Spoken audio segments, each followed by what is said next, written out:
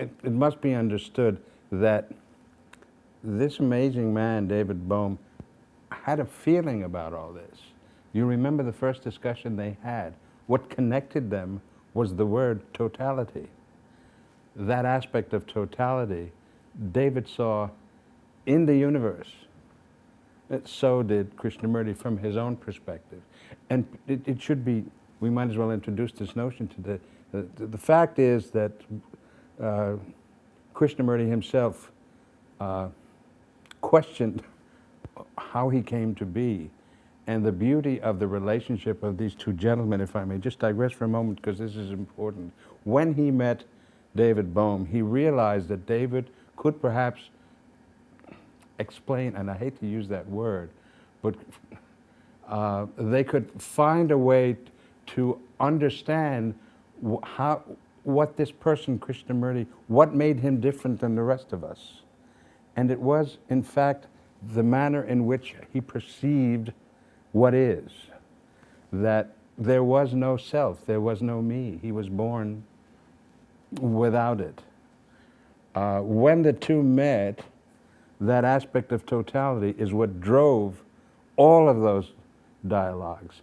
And even from the very beginning, the first ones that were actually recorded in 1965, you get that sense. They've already discussed the fact that the problem, you can't feel it, if you will, is because it's being perceived through the self-image. Another friend of Krishnamurti's, Aldous Huxley, wrote a book called The Doors of Perception. And he explored how using drugs could, what essentially is happening without the drugs is there is a mechanism which prevents us from seeing the totality because it might overwhelm us. And then he started taking mescaline and other drugs to explore various aspects of it. But he called it the doors of perception. And it's that word perception which is what these two gentlemen explored in the most fundamental way by paying attention to their own thought processes as they were discussing, as they were investigating, if you would, the nature of thought. They weren't just talking about it abstractly.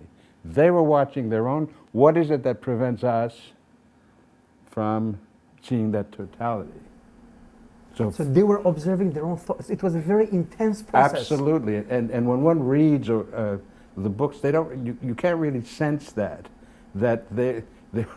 I'll let you hear some of the audio tapes today, and the unedited ones, where there are long pauses in between the moments of conversation, where they're trying to figure out, how do I explain what I'm perceiving my thoughts doing at the present time. So that was the depth of that. And I should tell you, by the way, that at one point a very famous philosopher of science, whose name's von something or other, once asked David, "Sir, how is it that such a famous theoretical physicist, renowned in that world, has turned to the investigation of consciousness?" And David said, "To me it was all one movement." And in fact, the final book that he writes, The Undivided Universe, the last chapter is about the fact that matter, consciousness,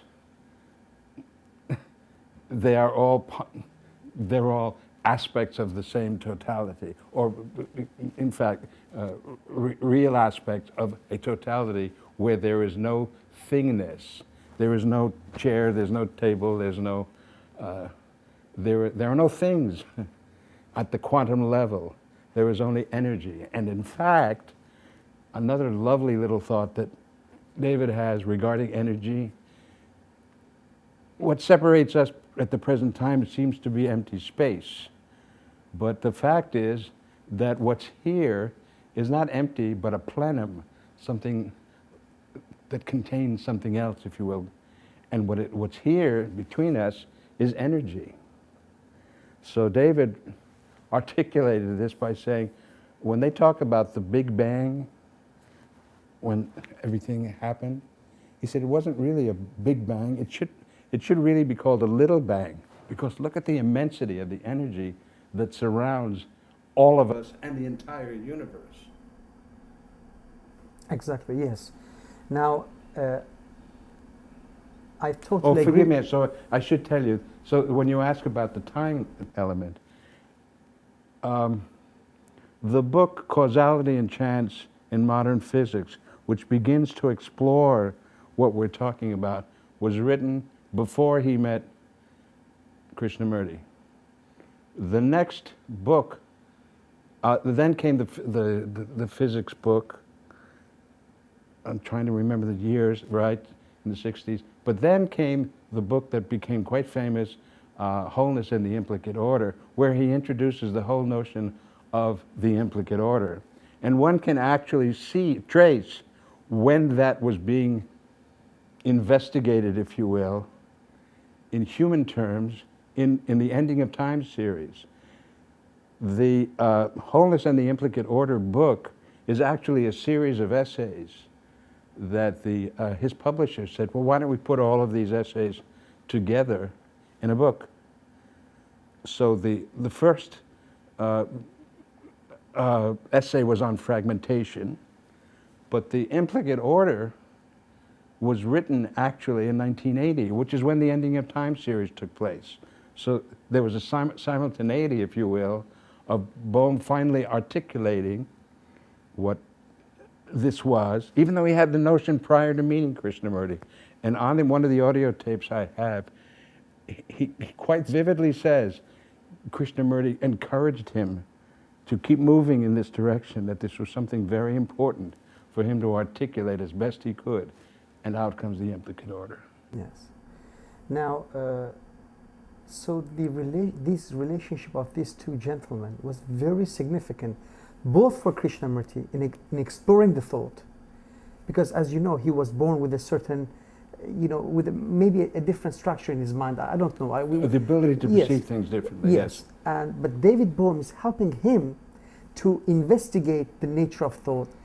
He is inspiring David Bohm to go further into physics and to come up, with this genius ideas and this great energy that he has in exploring about both on a macro level and on a human level.